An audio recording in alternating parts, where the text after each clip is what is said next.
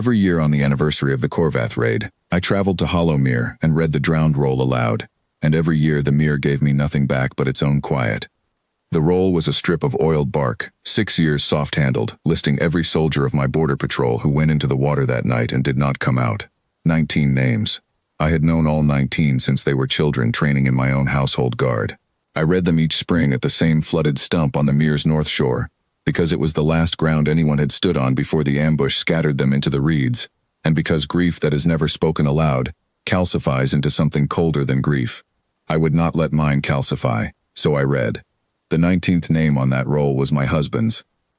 This year, as every year for the last 3, our party was guided in by the same reclusive warden the border villages called only the Warden of Hollowmere, a man who had appeared out of the marsh half-drowned 6 years ago with no memory of his own name, and had simply stayed, trapping and guiding and keeping to the edges of every gathering since. He was steady in a way that made my honor guard trust him faster than they trusted most men with names. He never asked why a queen came alone to read a list to a swamp. He only guided us in, set the camp, and stood a little apart while I did it. The way a man stands apart from something he senses matters more than he's been told. I noticed, the second year, that he flinched at the 14th name. I never told him why. I had learned better than to explain grief to a man who was still learning his own hands.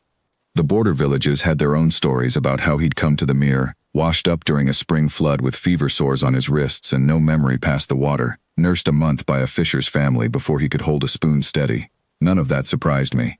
What surprised me, the first year I hired him to guide my party in, was how he moved through the reeds, not like a man who had learned the Mere recently, but like a man whose feet already knew where the ground gave way before his eyes did. I told myself it was simply a skilled tracker's instinct. I had told myself a great many careful, reasonable things in 6 years, because the alternative was hoping, and hope in an unmarked grave is its own kind of wound. He kept to himself at camp the way careful men do, building the fire a little apart, watching the tree line without seeming to watch it. My guard liked him anyway. Ossian had taken to bringing him a share of whatever bread we carried, the way you feed a stray that has earned its place without asking for it. He only stood a little closer to the flooded stump each year than he had the year before, as if some part of him that owned no name was still trying to get near enough to hear. This third year, dusk came early and wrong, a stillness over the water that the birds had already fled from an hour before we felt it. My guard captain, Ossian, called the warning half a breath before the Korvath scouting patrol came up out of the reeds on the Mere's east bank. 6 of them, armed for a raid, not a border skirmish. The same faction. The same water. I understood, in the space of that one breath, that they had come back to finish something they'd started 6 years before, and that this time I had brought only 4 guards and a man with no memory to stand between us and them. What happened next did not happen the way training happens. It happened the way water finds its old channel. The warden did not draw his blade first. He put 2 fingers to his lips and gave a short, 3-note whistle. High, then low, then high again, and my honor guard, none of whom had ever heard that signal from him before, split into the formation without thinking, the way a body remembers a scar before the mind remembers the wound. Ossian took the left flank. 2 guards fell back to cover the water side. It was not luck, it was drilled instinct, and I had only ever heard that exact whistle from one throat in my life, 20 years ago, teaching border cadets to hold a flooded line without losing each other in bad light. Ossian froze mid-step. I saw it cross his face too, the same crack of impossible recognition, before he caught himself and fought. I did not have time to understand it fully. I only had time to fight, and to watch the warden fight beside me with a controlled, economical violence that owed nothing to instinct alone. He put himself between me and the 3rd Korvath scout without being told to, the way a man puts himself between danger and something he has already decided is his to protect, whether or not he remembers deciding it. It ended quickly.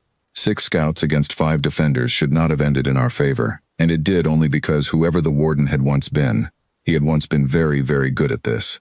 In the quiet after, with the Mere gone still again and 1 guard bleeding from a shallow cut, and the rest of us breathing hard in the reeds, I went to check him for wounds the way I would have checked any of my own. He was on one knee at the flooded stump, the exact stump where I read the roll every year, pressing his palm flat against the water like a man trying to remember what his own hand was for. I don't know what made me say it. I have turned that moment over more times since than I have turned any other moment in 6 years, and I still cannot tell you if it was instinct or grief, or simply that the name had lived on my tongue every spring for so long that it came out of me before my mind gave permission. Aldrich. He went still in a way that had nothing to do with the fight.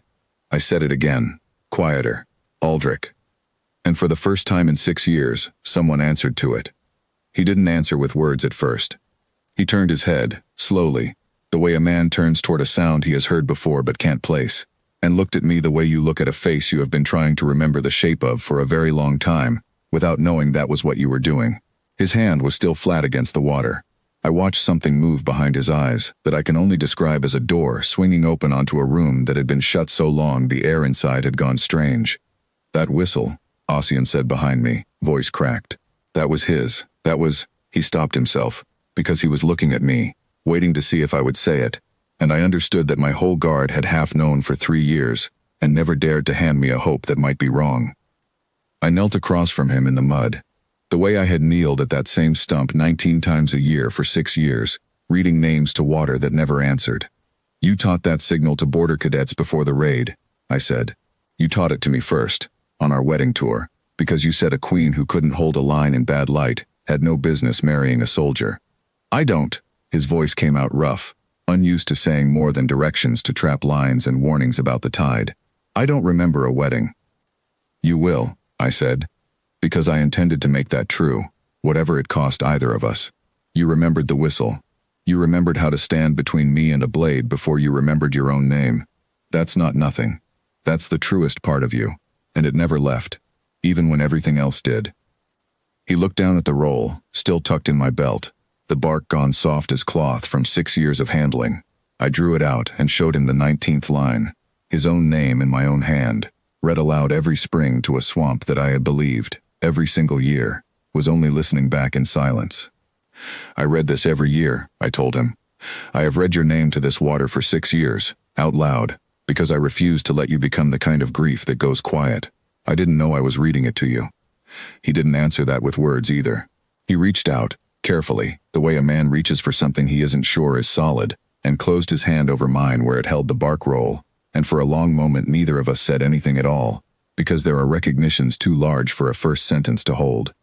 We didn't finish remembering him that night, at the mere, in the mud, with Ossian standing guard over both of us like he was afraid the moment itself might slip back into the reeds. Memory doesn't return all at once. It returns the way tide returns to a mudflat, one slow reach at a time. But he came home with us the next morning on his own feet, holding my hand the entire way, and this spring, when I go back to Hollowmere, I will not be reading a 19th name to the water anymore. I will be reading it to him.